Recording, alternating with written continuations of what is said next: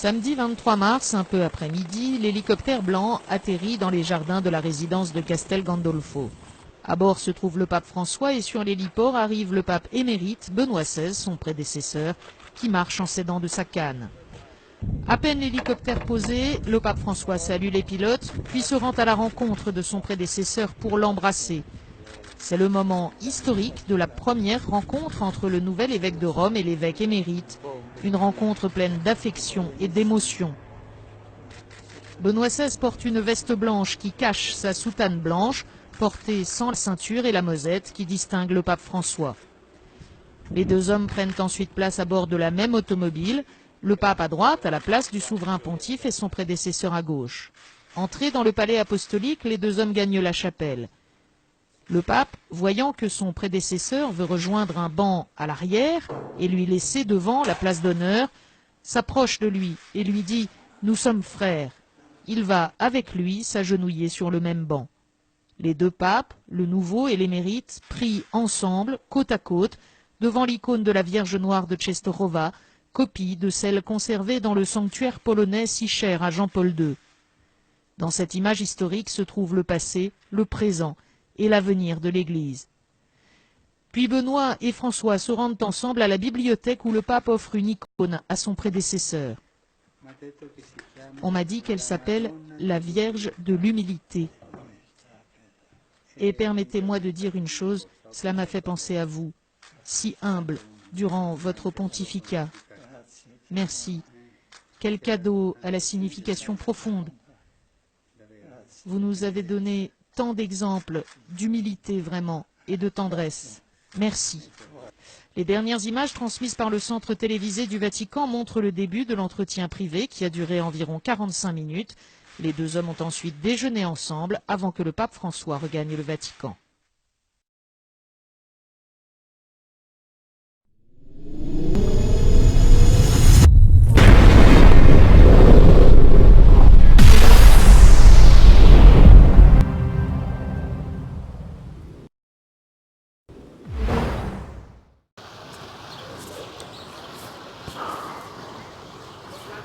Bonjour et bonsoir à vous, très chers bien-aimés en Christ, fils de Jacob, fille de Jacob, fils d'Israël. Encore une merveilleuse journée pour annoncer la parole de Dieu. Pendant que je faisais ma méditation hier, un message est venu dans ma tête. Ça résonnait idole, idole, idole. Donc j'ai décidé de faire une leçon aujourd'hui qui nous parlera des idoles. Comme vous le voyez, je suis encore à l'école. Et le peu de temps que j'ai pu trouver pour m'adresser à vous, c'est maintenant. Donc patientez avec moi. Ce ne sera pas très long. Bien. Ce message s'adressera particulièrement aux religions. Aux religions idolâtres qui ont changé la gloire du Dieu vivant en statuettes, en animaux, en bêtes féroces et en objets d'or, d'argent et de pierre. Mais aussi nous allons parler des idoles du monde, des idoles que nous voyons partout, principalement à la télé, dans les médias sociaux, sur des images, dans nos téléphones, sur le net, et même dans nos maisons.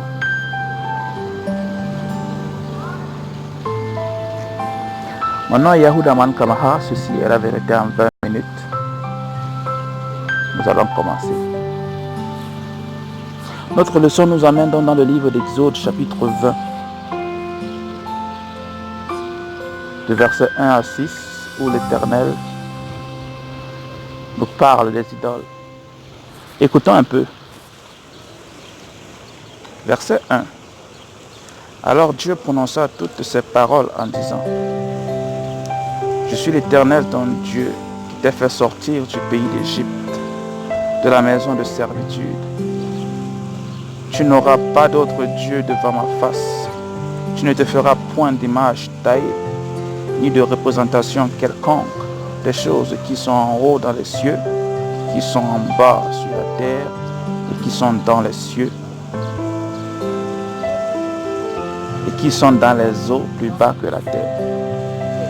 Tu ne te prosterneras point devant elles et tu ne les serviras point, car moi l'Éternel ton Dieu, je suis un Dieu jaloux, qui punit l'iniquité des pères sur les enfants jusqu'à la 3e génération et la 4e génération de ceux qui me haïssent, et qui fait miséricorde jusqu'à 1000 générations à ceux qui m'aiment et qui gardent mes commandements. Très intéressant. L'Éternel dit: tu ne feras point d'image taillée ni de représentation quelconque des choses qui sont en haut dans les cieux, qui sont en bas sur la terre et qui sont dans les eaux plus bas que la terre. Rien qu'avec ce verset, nous pouvons nous imaginer de quoi l'Éternel essaie de nous parler. Pourquoi? Parce que les choses qui sont dans les cieux sont les représentations des choses qui sont sur la terre. Ce qui signifie que tout ce que nous voyons sur la terre est également dans les cieux. Dans les cieux, nous avons Dieu le Père, Dieu le Fils, le Saint-Esprit, les anges et les animaux célestes. Et sur la terre, nous avons l'homme qui représente l'autorité de Dieu. Quand je dis l'homme, je parle du sexe masculin. La femme qui est l'aide de l'homme qui représente le Saint-Esprit. Nous avons Christ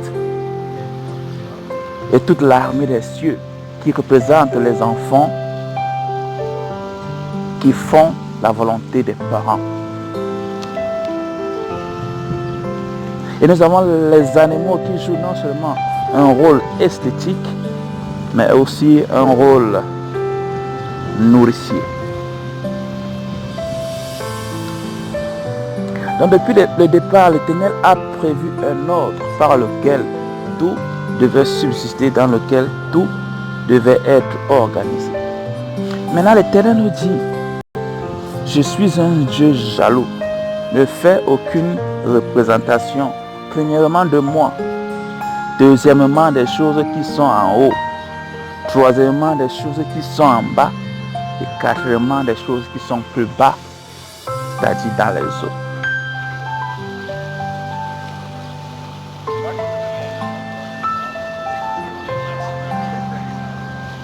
Je vais maintenant m'adresser directement à nos frères, les catholiques, spécifiquement, qui par leur audace démesurée ont osé représenter Dieu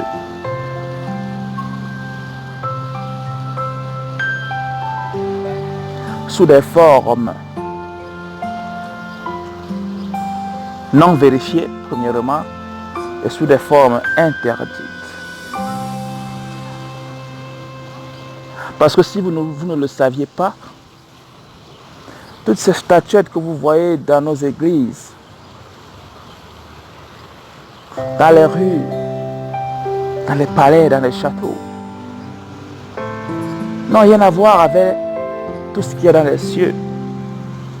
Ou plutôt, ça c'est une relation directe avec tout ce qu'il y a dans les cieux. Mais pas ce qui existe maintenant dans les cieux. Car avant le déluge, bien sûr, il y a des êtres qui vivaient autrefois dans les cieux, qui ont été chassés des cieux pour avoir désobéi au commandement de Dieu. Le livre de Genèse nous parle des anges déchus qui, ayant vu que les filles des hommes étaient belles, ils ont laissé les cieux pour venir en prendre des femmes. Et de leur union sont nés les géants. Ces mêmes géants qui ont été détruits pendant le déluge. Certains errent encore sur notre terre, mais sous le nom de démons. Le livre d'Enoch nous en parle davantage. Pourquoi est-ce que je raconte tout ceci? Je raconte tout ceci parce que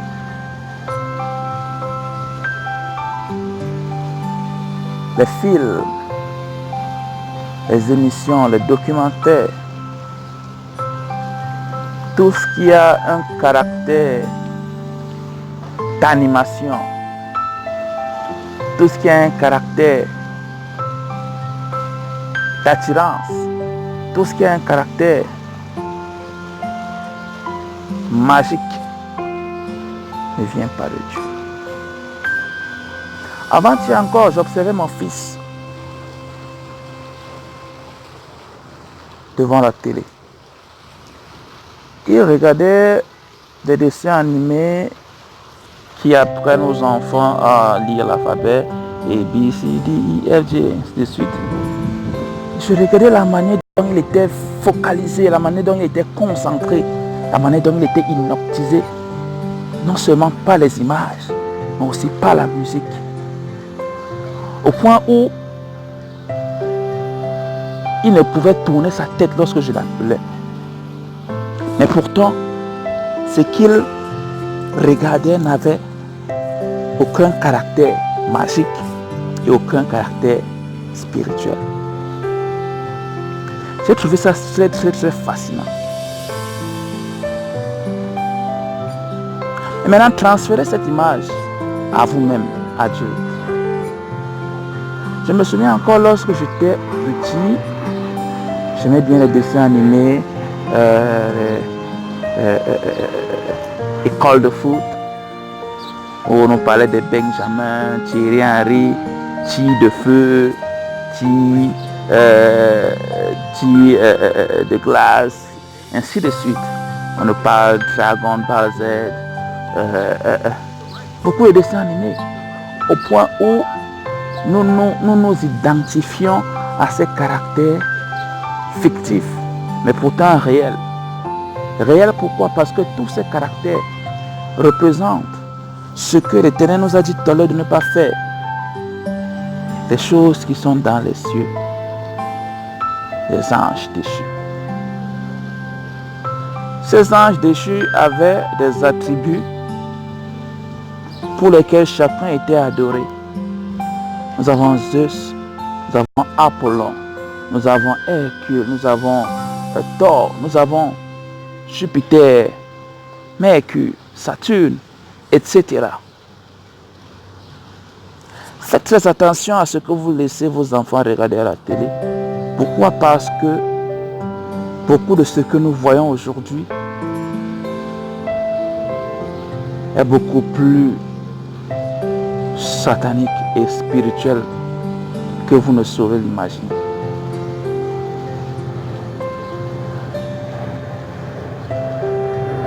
Déjà que nous-mêmes étant adultes,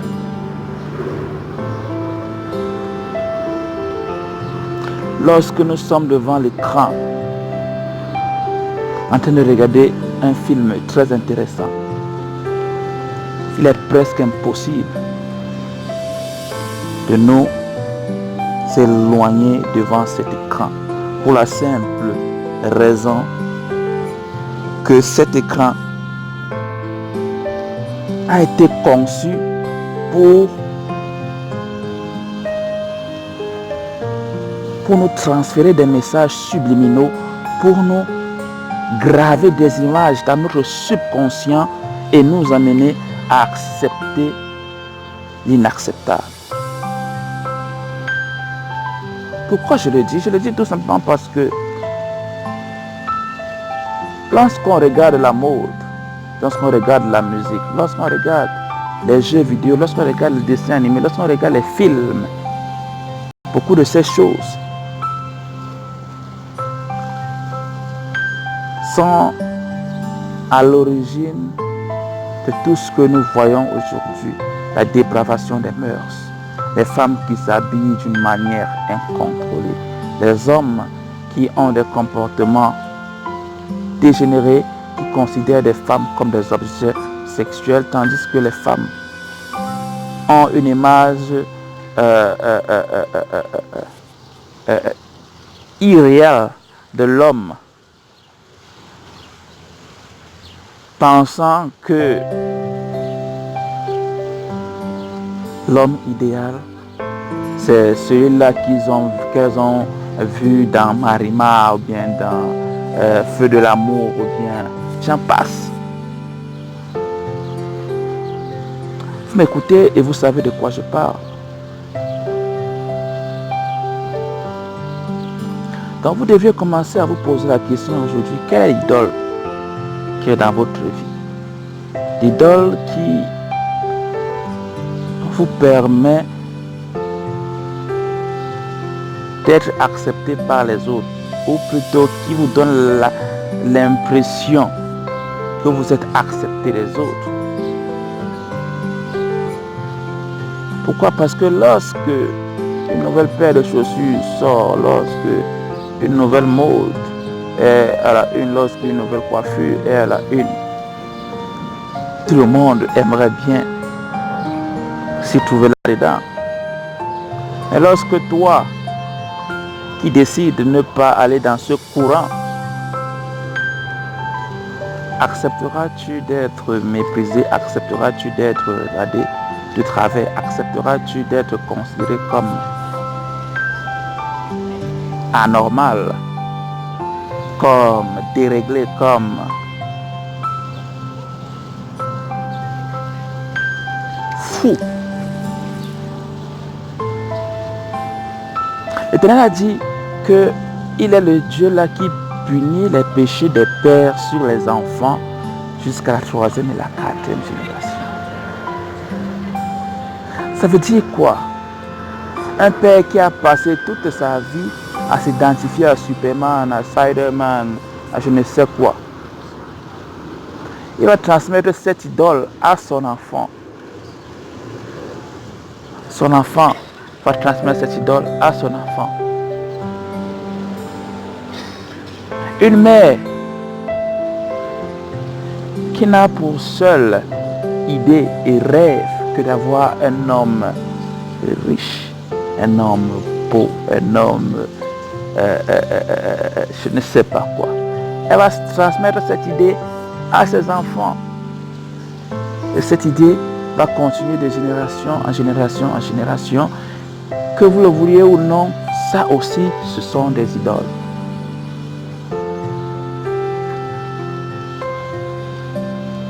Je sais que les religions nous ont parlé d'un Dieu miséricordieux, un Dieu qui aime le péché mais pas le péché. Mais ça, c'est le mensonge. Mensonge total. Parce que Dieu qui est le péché, je ne vois pas comment il va aimer le pécheur. Lorsque ce pécheur continue dans sa bêtise, chaque jour, en se consolant, en disant, Dieu aime le pécheur. Quelle est l'idole dans ta vie, frère? Quelle est l'idole dans ta vie, sœur? Nous avons adhéré des religions qui nous ont voilé la vérité pour nous vendre des choses qui nous conduisent droit dans les flammes de la hyène. Parce que c'est un fait que dans chaque église catholique où nous entrons, nous allons trouver une statuette de Marie, de Joseph, d'un ange, soi-disant Marie, soi-disant Joseph, soi-disant ange. Parce que tous ces caractères sont des démons. Et Dieu est jaloux de ça.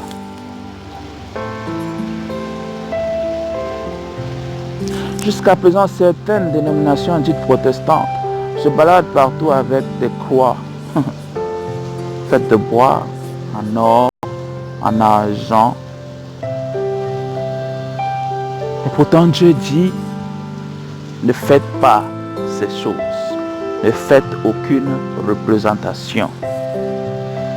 Vous allez aller chez les musulmans. On vous dit, oh, nous ne sommes pas des idoles. Mais pourtant, les Arabes, dont la religion est l'islam, avaient 365 dieux l'année, c'est-à-dire un dieu pour chaque jour.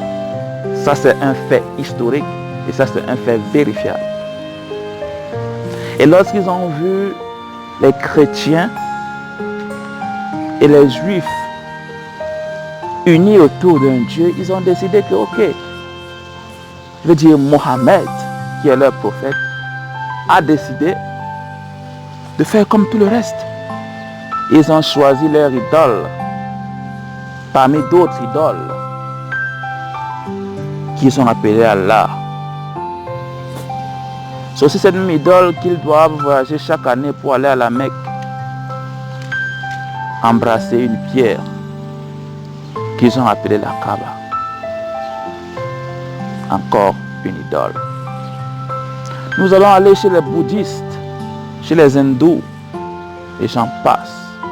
Nous allons trouver des statuettes d'éléphants, des statuettes de singes, des statuettes d'hommes, de femmes qui ont 4, 5, 6, 8 mains. Comment est-ce qu'un être humain sensé peut-il se prosterner devant une statuette de singe, d'éléphant, de vipère, de rat, de souris? Comment est-ce qu'un homme sensé peut faire ces choses? Ceci nous amène dans le livre d'Ésaïe, chapitre 44. L'Éternel a encore beaucoup de choses à dire. Patientez avec moi. Ésaïe, chapitre 44, du verset 9 à 20. Je vais lire. Ceux qui fabriquent des idoles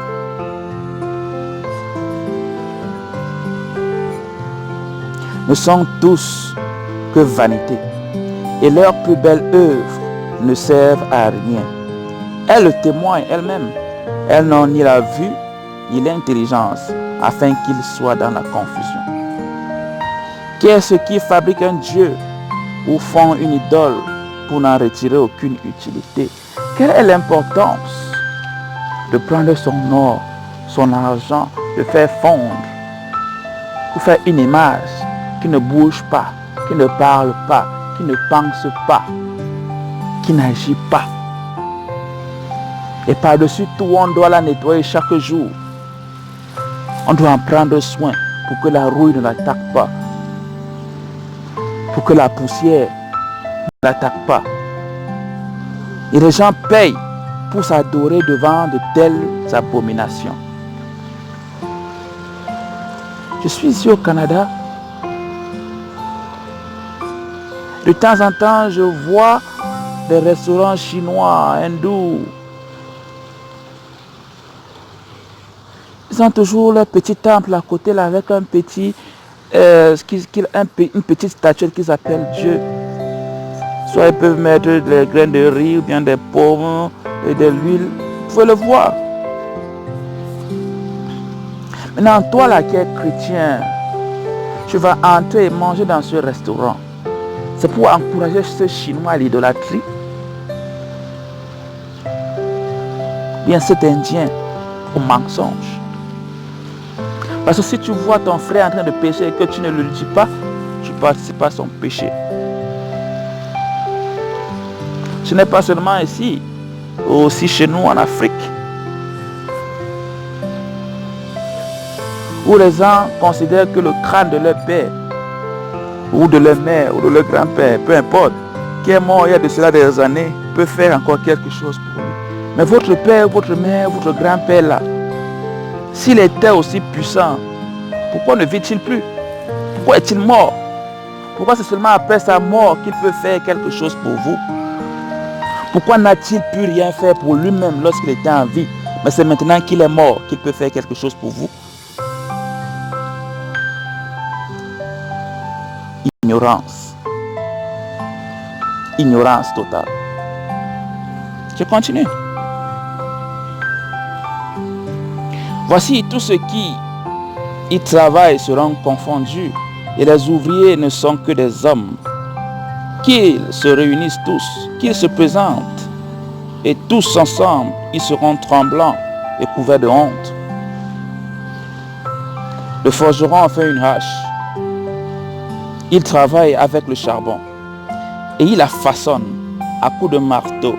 Il la forge d'un bras vigoureux. Mais a-t-il faim? Le voilà sans force. Ne boit-il pas d'eau? Le voilà épuisé. Ils vont dans les forêts, ils coupent les arbres. Ils tirent les arbres. Ils retirent les écorces de l'arbre. Ils doivent maintenant façonner l'arbre pour que l'arbre puisse ressembler à ce qu'il veut qu'il ressemble. Le charpentier étend le cordeau, fait un tracé au crayon, façonne le bois avec un couteau et marque ses dimensions avec le compas. Et il produit une figure d'homme, une belle forme humaine, pour qu'elle habite dans une maison. Donc le forgeron coupe l'arbre, il la façonne, il dessine une belle forme humaine, qu'il appelle Marie, qu'il appelle Joseph, qu'il appelle Saint-Ange Gabriel, peu importe. Il le met dans une maison.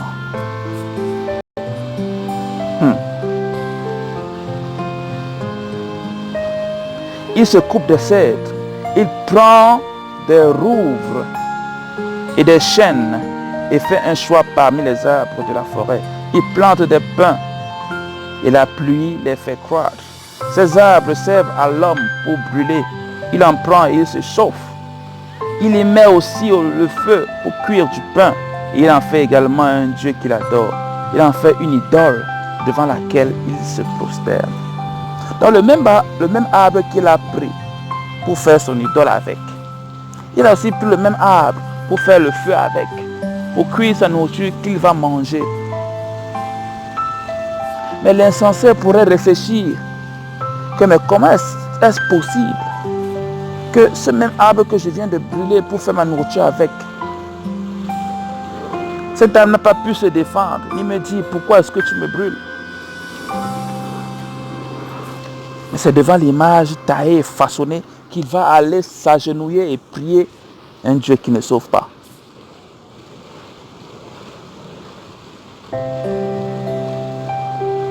Il brûle au feu la moitié de son bois. Avec cette moitié, il cuit de la viande. Il apprête un rôti et se rassasie. Il se chauffe aussi et dit, ah, je me chauffe, je vois la flamme. Verset 17. Et avec le reste, il fait un Dieu, son idole. Il se prosterne devant elle. Il l'adore, il l'invoque et s'écrie, sauve-moi, car tu es mon Dieu. Je me souviens encore, dans le quartier où je vivais au Cameroun, à Douala, à Neubel plus précisément, tu voyais des mamans et des pères, des mères, des jeunes gens, des femmes, des hommes qui passaient des heures à genouiller, les larmes aux yeux, pleurant devant une statuette qui ne peut bouger, qui est derrière des barres de fer, de peur qu'on ne la vole pas, de peur qu'on ne la détruise pas.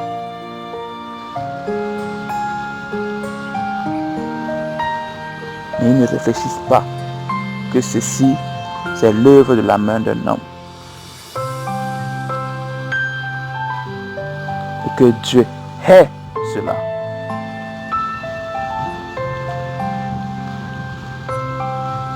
Tu vois des chrétiens avec des croix au cou. Lorsqu'il mange, il a sa croix. Lorsqu'il dort, il a sa croix. Lorsqu'il va au travail, il a sa croix. C'est devenu sa protection. Sans sa croix, il est faible. Sans sa croix, il se sent en insécurité.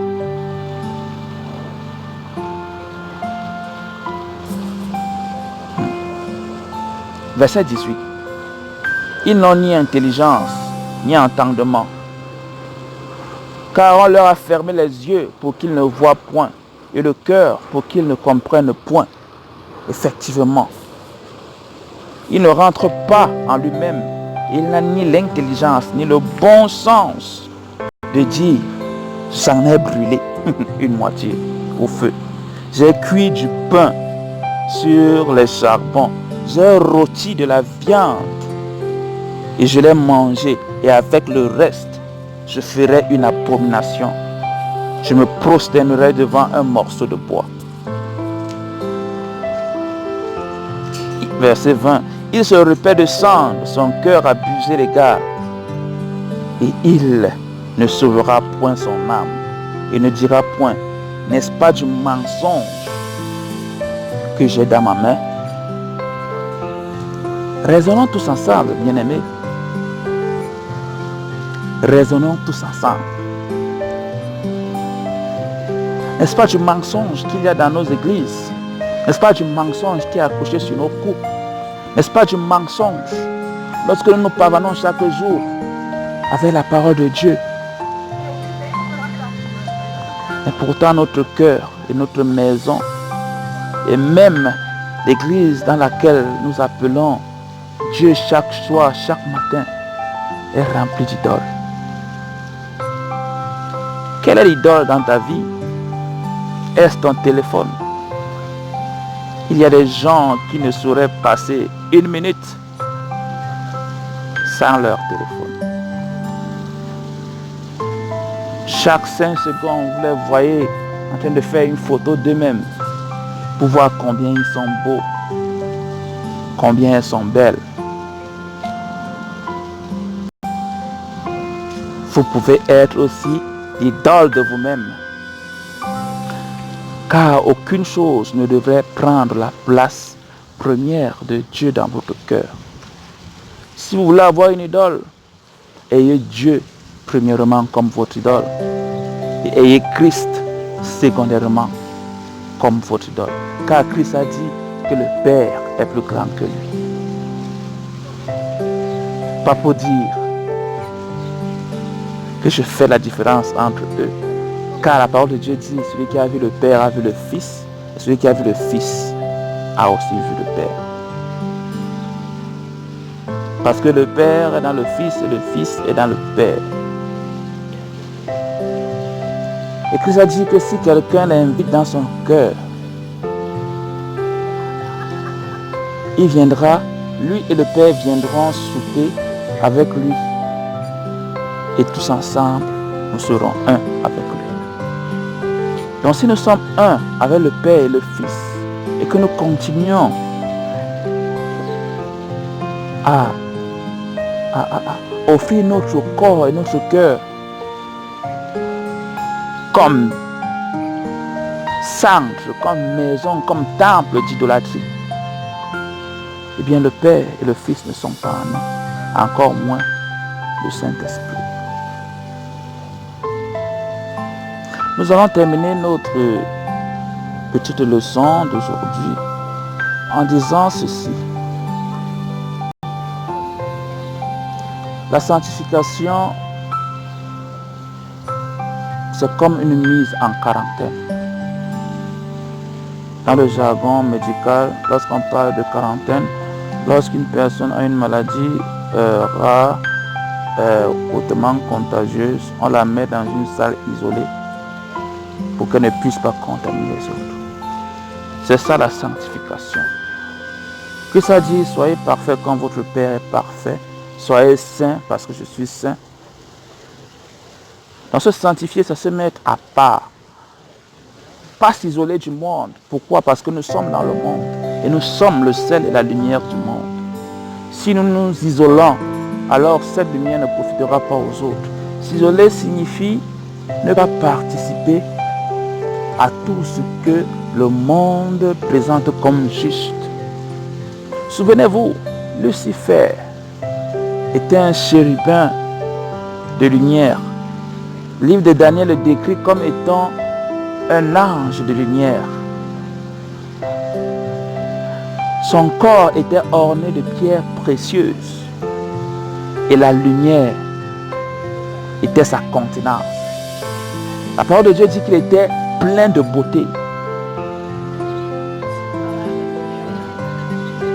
Mais même avec tout ça, l'iniquité a été trouvée en lui et il a été précipité des cieux sur la terre. C'est pourquoi vous voyez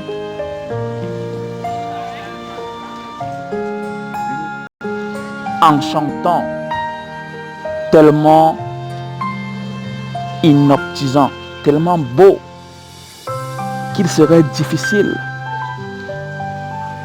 d'y échapper. Mais contrôlez-vous, contrôlez ce que vous écoutez, contrôlez ce que vous voyez et surtout, contrôlez ce que vous mangez.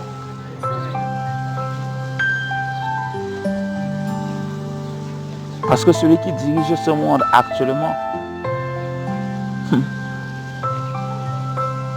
est plus sage que nous, est plus fort que nous. Il nous connaît mieux que nous connaissons nous-mêmes. Il connaît nos faiblesses, il connaît nos forces. Si vous voulez être à l'abri de toutes ces attaques, mettez-vous à l'abri du Tout-Puissant. L'Éternel a dit dans le Proverbe 28, chapitre 9, que celui qui éloigne ses oreilles pour ne pas écouter la loi, même ses prières sont une abomination pour l'Éternel. Autrement dit, celui qui approche ses oreilles pour écouter la loi, ses prières seront un parfum de bonne odeur pour l'Éternel. Dans 1 Jean verset, je pense, 5, 1 Jean 5 et 4 dit que l'amour de Dieu, c'est de garder ses commandements et ses commandements ne sont pas pénibles. Et Ecclésiaste, chapitre 12, les 2 derniers versets, dit tout simplement que crains Dieu et observe tous ses commandements, car c'est là tout ce que l'homme doit faire sur la terre. Car tout sera amené en jugement, que ce soit bien, que ce soit mal. J'aurais encore beaucoup à dire, mais je m'arrête là pour ne pas donner une opportunité aux paresseux de ne pas écouter jusqu'à la fin. Que la paix de Dieu soit avec vous. Que la paix de Dieu soit avec vous. Et que Dieu vous bénisse. Shalom.